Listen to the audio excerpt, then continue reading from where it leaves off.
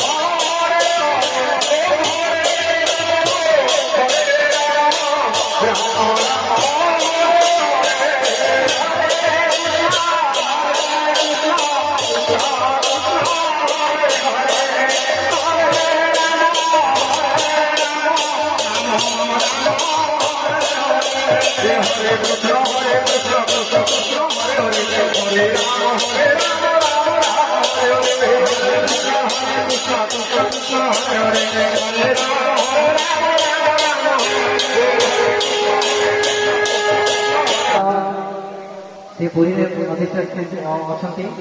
किंतु बाबा सर्वत्र विद्यमान अनंत रूप बाबा आशीर्वाद बाबा भल पाइबा सदा सर्वदा मो प्रति अच्छी आम मान प्रति अच्छी आई आशीर्वाद भल पाइबा को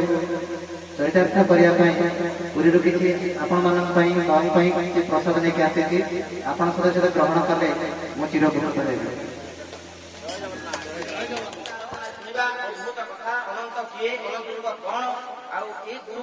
भूमिका कौन अच्छी साधु मान इनभाइट कर बहुमूल्य समय पहुंचे इनभाइटेशन समय तुम समस्त जय बोली कह हरिबल पकड़ानी हम डाकिना एवं आम एटा गोटे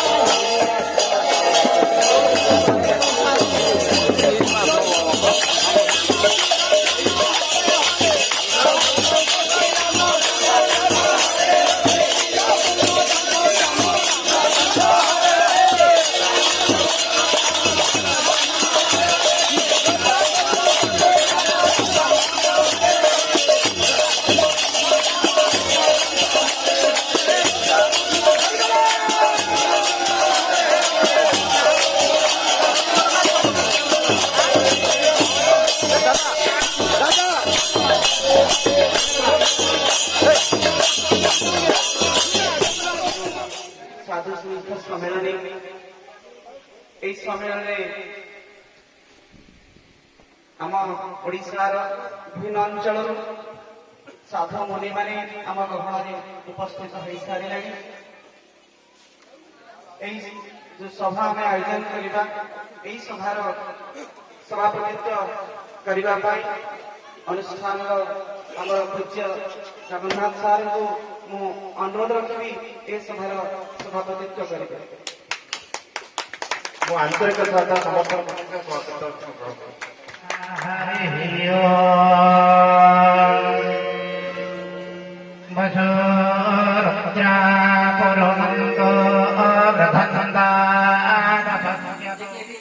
ଅନନ୍ତ ଧାରା କାର୍ଯ୍ୟରେ ବହୁତ କିଛି ତତ୍ତ୍ୱଜ୍ଞାନ ଆଲୋଚନା ହେଲା, ବହୁତ କିଛି ଶାସ୍ତ୍ରମାନେ ବହୁତ କିଛି ତତ୍ତ୍ୱଜ୍ଞାନ ଆଲୋଚନା କଲେ, ଗୁରୁଙ୍କ ବିଷୟରେ ଆଲୋଚନା କଲେ। କିନ୍ତୁ ତା ପୂର୍ବରୁ ଗୋଟେ ଜିନିଷ ମତେ ବହୁତ ଦୁଃଖ ଲାଗୁଥିଲା କି ଯେତେବେଳେ ପ୍ରଥମେ ମୋର ଏଇଆ କି ଆରେ ଓଡ଼ିଶାରେ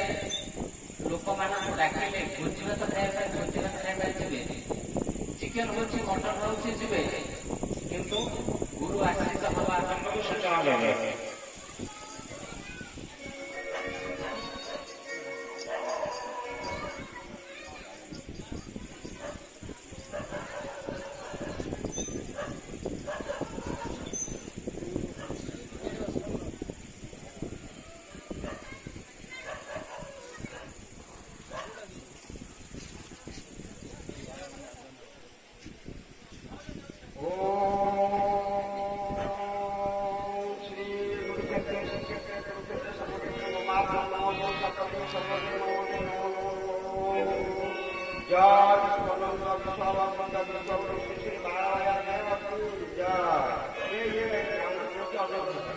जय आनंद महाराज जय साधु सुंदर जी आनंद के मान हरि ओम ब्रह्म सागर माता अभय गाय देवी बिना मान ब्रह्मांड मंदिर ओंकार वाक्य सब पंच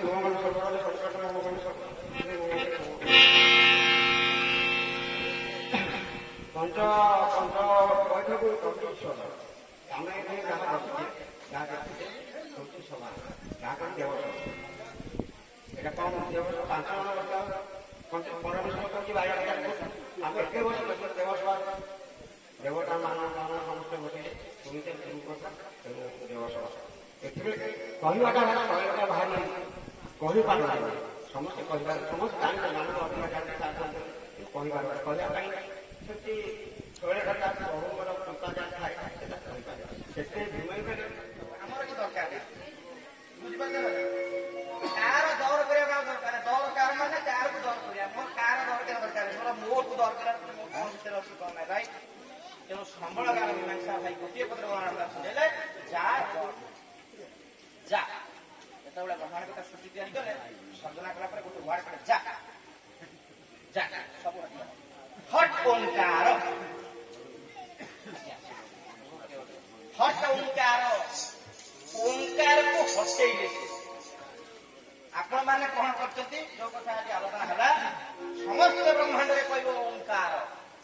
କିନ୍ତୁ ଜଣେ କହିବ ଓଲଟ ଓଙ୍କାର ହରିକୀର୍ତ୍ତା ସାଧନା କତିରେ ଓଲଟ ଓଙ୍କାର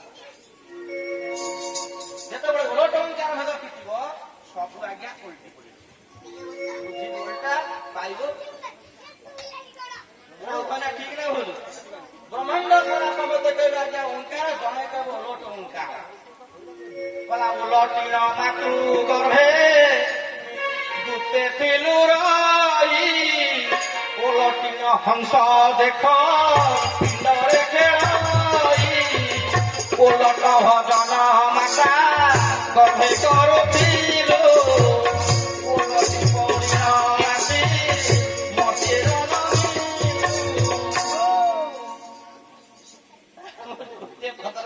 ବେଶୀ କହିଲେ ଏଠି ବନ୍ଦ କରିବି ପ୍ରୋଗ୍ରାମକୁ ଆଉ ବେଶୀ କାହାକୁ ଟେନସନ ଚାହୁଁନି ଆମର ମିଶନ ପୂରଣ ହେଇଛି ସବୁଠାରୁ ବଡ କଥା